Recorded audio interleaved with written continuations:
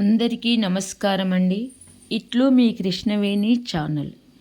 ఈరోజు కథ వినడం వలన అష్టైశ్వర్యాలు కలుగుతాయి, ఆకస్మిక ధనలాభము కలుగుతుంది, దారిద్రము తొలగిపోతుంది అని కథలోనే ఉంది. వీడియో ఎక్కడా స్కిప్ చేయకుండా చివరి వరకు చూడండి. పూర్వము ఒక ఊరిలో ఒక బ్రాహ్మణ దంపతులు ఉండేవారు. బ్రాహ్మణుడు చాలా పూజలు చేసేవాడు. అతడు చాలా భక్తి చేసేవాడు. కానీ అతని భార్య మాత్రము ఏమీ చేసేది కాదు. ఆమెకు పూజలు వ్రతాలు అంటే అస్సలు ఇష్టం ఉండేది కాదు. దేవుడంటే నమ్మేది కాదు. ఏ పూజలు చేసేది కాదు. ఆమె ఎప్పుడూ డబ్బు డబ్బు అని డబ్బు కోసము పాకులాడేది. డబ్బు ఎలా వస్తుంది అని ఊరికే ఆలోచించేది. ఆమె ఎల్లప్పుడూ డబ్బు మీదే వ్యామోహముతో ఉండేది. కానీ వారికి పిల్లలు మాత్రము లేరు. బ్రాహ్మణుని యొక్క పూజల వలన ఆ దంపతులకు ఒక పాప జన్మిస్తుంది. ఆ పాపకు ఒక శక్తి ఉంది. ఆ పాప వరహాల మూట. అంటే ఆ పాప బ్రాహ్మణుని పూజల వలన భక్తి వలన పుట్టడం వలన ఆ పాప నవ్వుతే నోటి నుండి రత్నాలు ముత్యాలు రాలేవి. ఆ పాప ఎప్పుడు నవ్వినా కూడా రత్నాలు ముత్యాలు వజ్రాలు ఆమె నోటి నుండి పడేవి. బ్రాహ్మణుని భార్యకు డబ్బు పిచ్చి చాలా ఉండడం వలన ఆ డబ్బునంతా పోగు చేసి లక్షలకు లక్షలు పెట్టి భవంతులు, ఇండ్లు, పొలాలు, అనేక రకములుగా స్థలాలు అన్నీ కొనేది. లెక్కలేని డబ్బు వారింట్లో పోగయ్యింది.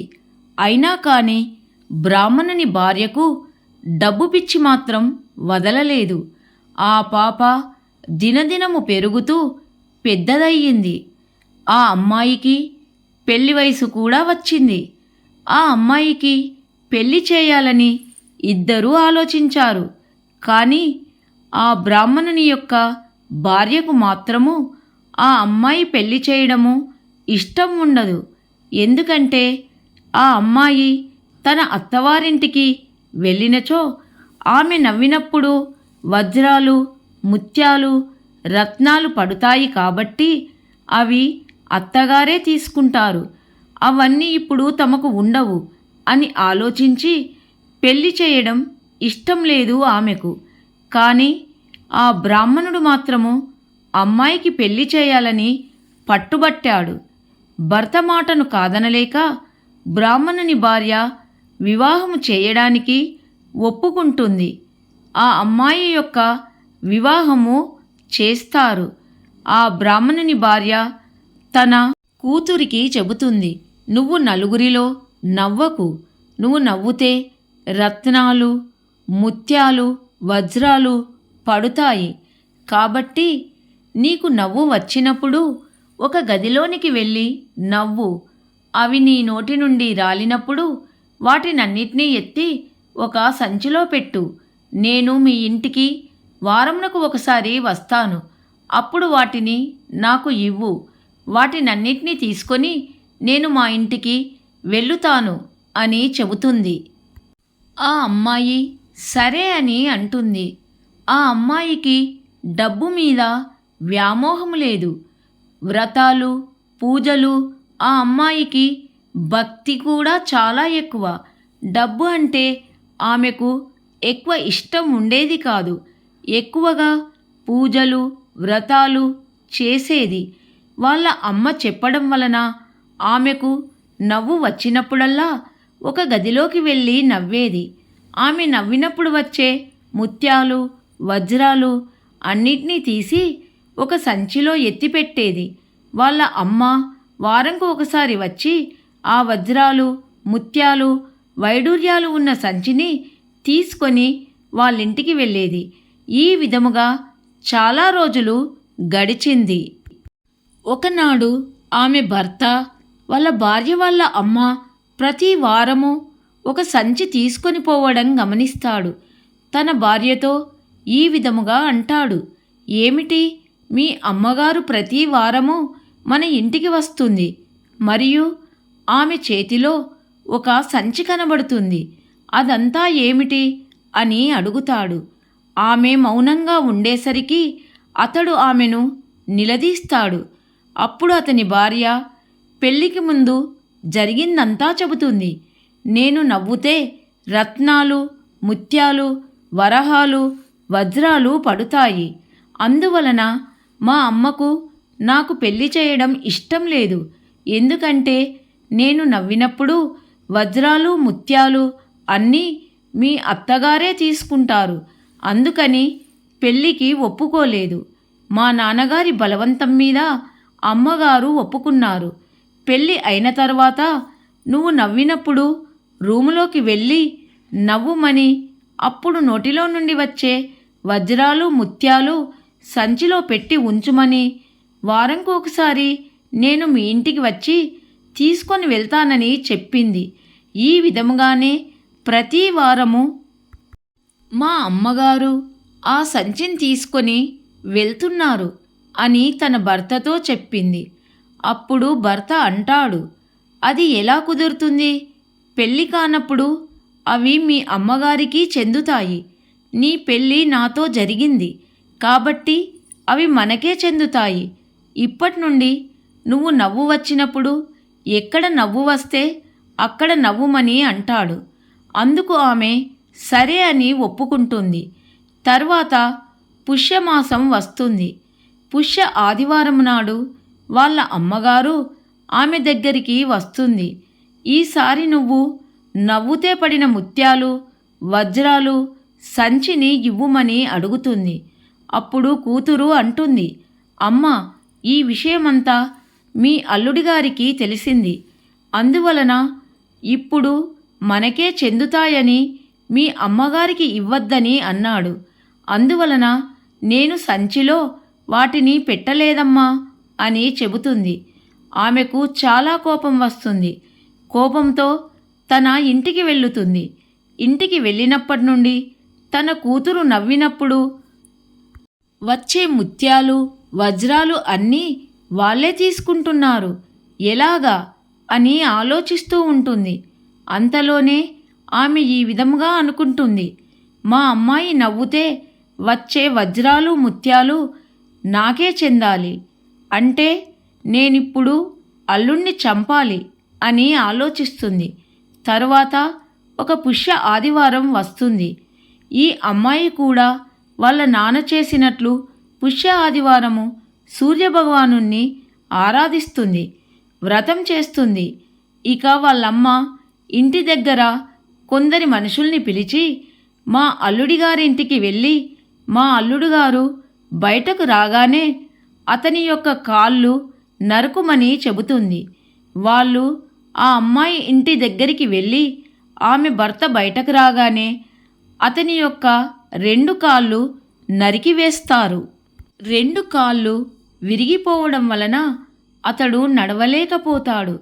అతని భార్య ఇంటి దగ్గర సూర్యభగవాను పూజిస్తూ ఉంటుంది.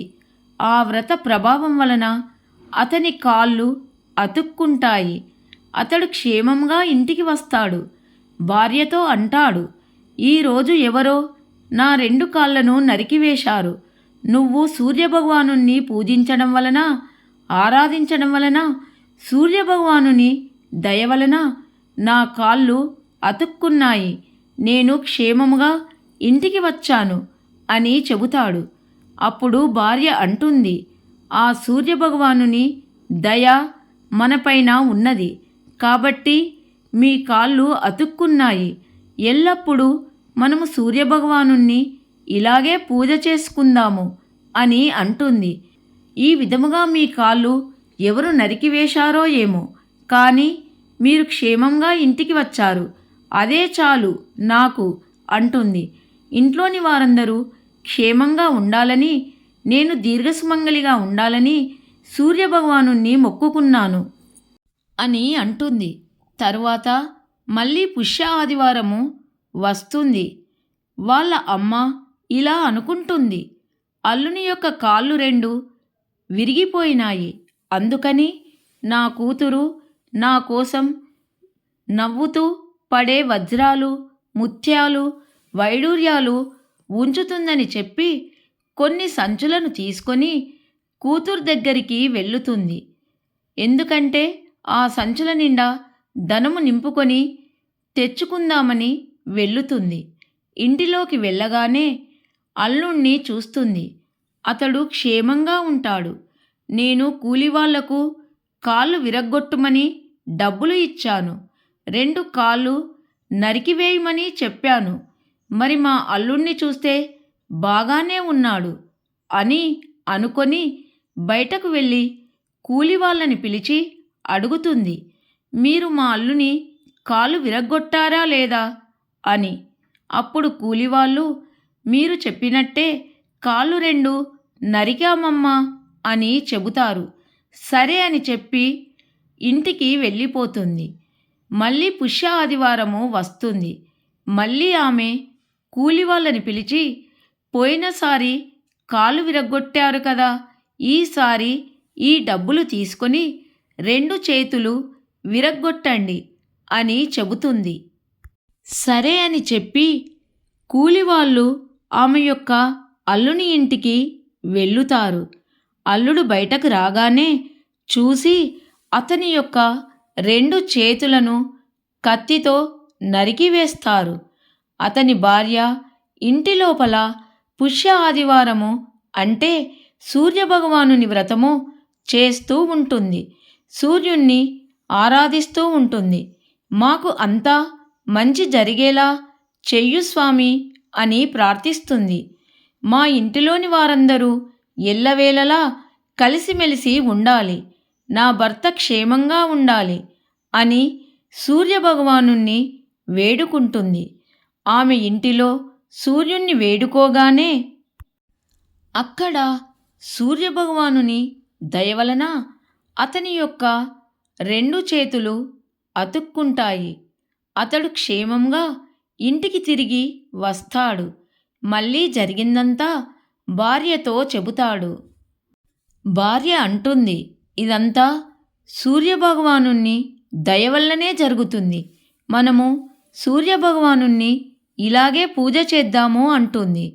ఇక్కడ ఆమె యొక్క తల్లి అల్లుడి యొక్క చేతులు పనివాళ్లకు చెప్పి డబ్బులు ఇచ్చి విరగ్గొట్టుమని చెప్పాను. కావున ఈ ఆదివారము నేను కూతురి ఇంటికి వెళ్ళి వజ్రాలు, వైడూర్యాలు తెచ్చుకుంటాను అని సంచులు తీసుకొని వెళ్ళుతుంది. ఇంటిలోకి వెళ్ళగానే అల్లుడు క్షేమంగా ఉండడం గమనిస్తుంది. నేను కూలివాళ్లకు చేతులు విరగొట్టుమని చెప్పాను అని బయటకు వచ్చి కూలివాళ్ళని పిలిచి అడుగుతుంది, మా అల్లుని చేతులు విరగ్గొట్టుమన్నాను, మీరు విరగ్గొట్టలేదా అని అనగానే అప్పుడు వాళ్ళు మీరు చెప్పినట్టే చేశాము అని అంటారు. ఆమె ఇంటికి వెళ్ళిపోతుంది. మళ్ళీ ఒక పుష్య ఆదివారం వస్తుంది. ఆ రోజు ఆమె కూలివాళ్ళను పిలిచి, ఈసారి మా అల్లుని యొక్క నడుమును నరకండి అని చెబుతుంది. సరే అని చెప్పి వాళ్ళు ఆమె యొక్క కూతురి ఇంటికి వెళ్ళి బయట అతడు ఎప్పుడు వస్తాడా అని ఎదురు చూసి అతడు బయటకు రాగానే అతని యొక్క నడుమును నరికివేస్తారు. శరీరం 2 భాగాలుగా అవుతుంది. అతని భార్య ఈ వారము కూడా సూర్యభగవానుణ్ణి ఆరాధిస్తూ ఉంటుంది. సూర్యభగవానుణ్ణి ఎప్పటిలాగే అందరము క్షేమంగా కలిసిమెలిసి ఉండాలి అని కోరుకుంటుంది. సూర్యభగవానుని దయవలన అతని శరీరము అతుక్కుంటుంది. అతడు క్షేమంగా ఇంటికి తిరిగి వచ్చి జరిగినదంతా భార్యకు చెబుతాడు. భార్య అంటుంది, ఇదంతా సూర్యభగవానుని దయవల్లనే మీరు క్షేమంగా వచ్చారు అని. వాళ్ళ అమ్మ ఎప్పటిలాగే సంచులు తీసుకొని కూతురు ఇంటికి వస్తుంది. ఇంటి లోపల చూసేసరికి అల్లుడు క్షేమంగా ఉంటాడు. అది చూసి వెనుకకు తిరిగి మళ్ళీ తన ఇంటికి వచ్చి కూలివాళ్ళని పిలిచి, మీరు నడుము నరకలేదా అని అడుగుతుంది. అమ్మగారు, మేము నిజమే చెబుతున్నాము. మీ అల్లుడు గారి యొక్క నడుము నరికేశాము అని అంటారు. ఆమెకు రత్నాలు, వజ్రాలు ఏవీ రాకపోయేసరికి చాలా కోపం వస్తుంది. నా కూతురు నా దగ్గర ఉన్నప్పుడు నాకు చాలా రత్నాలు, వజ్రాలు ఉండేవి. ఇప్పుడు అవి రావడం లేవు అని బాధపడుతుంది. మళ్ళీ ఆమె కూలివాళ్లను పిలిచి, ఈసారి మా అల్లుని యొక్క తలను నరికి నాకు తెచ్చి ఇవ్వండి. ప్రతిసారి మీరు నరుకుతున్నామని చెబుతున్నారు, కానీ మా అల్లుడు క్షేమంగానే ఉంటున్నాడు. ఈసారి డబ్బులు ఎక్కువగా ఇస్తాను అని అంటుంది. వాళ్ళు సరే అని చెప్పి ఎప్పటిలాగే అతను బయటకి రాగానే తలను నరికివేసి ఆమెకు తెచ్చి ఇస్తారు. డబ్బు పిచ్చి వలన ఆమె ఏం చేస్తుందో ఆమెకే తెలియడం లేదు. ఆ తలను తీసుకొని ఈ తలను ఎక్కడ పెట్టినా ఎవరో ఒకరు చూస్తారు అని చెప్పి తలపైన కూర్చొని పని చేసుకుంటూ ఉంటుంది. అప్పుడు సూర్యభగవానుడు, చంద్రభగవానుడు అతని మొండెమును చూసి, ప్రతిసారి కాళ్ళు, చేతులు విరిగినప్పుడు అతుకు పెట్టినాము, కానీ ఈసారి మాత్రము తల నరికేశారు. కావున ఏం చేయాలి అని ఆలోచిస్తూ ఉంటారు. ఇంటి దగ్గర అతని భార్య సూర్యభగవానుణ్ణి పూజిస్తూ వ్రతం చేస్తూ ఉంటుంది. సూర్యుడు మరియు చంద్రుడు బాధపడి తల ఆమె దగ్గర ఉంది, ఎలాగైనా దానిని తీసుకోవాలని చెప్పి మారువేషాలు వేసుకొని ఆమె ఇంటికి వెళ్ళుతారు. సూర్యుడు భిక్షకుని రూపంలో, చంద్రుడు పిల్లి రూపంలో ఆమె ఇంటికి వస్తారు. భిక్షకుని రూపంలో ఉన్న సూర్యుడు భిక్షాం దేహి అంటాడు. అలా అతడు అనగానే ఆమె భిక్షం వేయడానికి లోపలికి వెళ్ళుతుంది. పిల్లి రూపంలో ఉన్న చంద్రుడు తలను తీసుకొని సూర్యుని దగ్గరికి వస్తాడు. ఇద్దరు కలిసి అక్కడి నుండి వెళ్ళిపోతారు. సూర్యభగవానుడు, చంద్రభగవానుడు అతని మొండెం దగ్గరకు తలను తీసుకొని పోయి అతుకు పెట్టి ప్రాణం పోస్తారు. అతడు నిద్ర నుండి లేచిన మాదిరిగా లేచి ఇంటికి క్షేమంగా వెళ్తాడు. ఇలా జరిగిన విషయమంతా భార్యతో చెబుతాడు. నా తలను ఎవరో వచ్చి నరికివేశారు, మళ్ళీ తర్వాత ఎవరో వచ్చి అతుకు పెట్టారు, మళ్ళీ నేను ప్రాణాలతో బయటపడ్డాను. నీ పూజల వలన నేను బ్రతికాను. నువ్వు సూర్యుణ్ణి ఆరాధించడం వలన ఆ సూర్యభగవానుడే నన్ను రక్షించాడు అని అంటాడు. అవునా, మీరు క్షేమంగా ఉండడమే నాకు కావలసింది. సూర్యభగవానుణ్ణి నేను పూజించడం వలన మీరు క్షేమముగా ఇంటికి వచ్చారు. అందువలన అన్ని పుష్య ఆదివారాలు మనము వ్రతం చేయాలి అంటుంది. అల్లునిని తలను నరికి చంపుమన్నాను. నా అల్లుడు చనిపోయాడు కాబట్టి నేను కూతురి ఇంటికి వెళ్ళి వజ్రాలు, వైడూర్యాలు తెచ్చుకుంటానని వెళ్ళుతుంది. కూతురు, అల్లుడు మాట్లాడుకొనిన మాటలన్నీ వింటుంది. ఆమెకు చాలా బాధ వేస్తుంది. అప్పుడు సూర్యభగవానుణ్ణి మనసులో తలుచుకొని, స్వామి, నేను చాలా తప్పు చేశాను. నా అల్లుని యొక్క కాళ్ళు, చేతులు మరియు తల నరికించి వేశాను. కూతురు అల్లుణ్ణి దగ్గరకు వచ్చి, ఇదంతా నేనే చేశాను, నన్ను క్షమించుమని వేడుకుంటుంది. వాళ్ళు ఆమెను క్షమిస్తారు. అందరూ కలిసి మళ్ళీ వచ్చిన పుష్య ఆదివారం రోజు సూర్యభగవానుని యొక్క వ్రతం చేసుకుంటారు. అందరి చుట్టాలను పిలుస్తారు. అప్పటి నుండి వారు భోగభాగ్యాలతో, అష్టైశ్వర్యాలతో తులతూగుతూ ఉంటారు. చాలా సంతోషంగా ఉంటారు. ఈ కథను విన్నవారు చాలా అదృష్టవంతులు. పుష్య ఆదివారము అంత గొప్పది. ఎవరైతే ఈ కథను భక్తి శ్రద్ధలతో వింటారో వారికి దారిద్ర్యం ఉండదు. నిండు నూరేండ్లు ఆరోగ్యంగా ఉండేలా ఆ సూర్యభగవానుడు దీవిస్తాడు. ఈ కథను అదృష్టం ఉన్నవారే వింటారు. ఈ కథను విన్నవారికి తెలిసి తెలియక చేసిన పాపాలు పోతాయి, ధనము వృద్ధి చెందుతుంది. ఈ వీడియో కనుక మీకు నచ్చినట్లయితే లైక్ చేయండి. అందరికీ ధన్యవాదములు.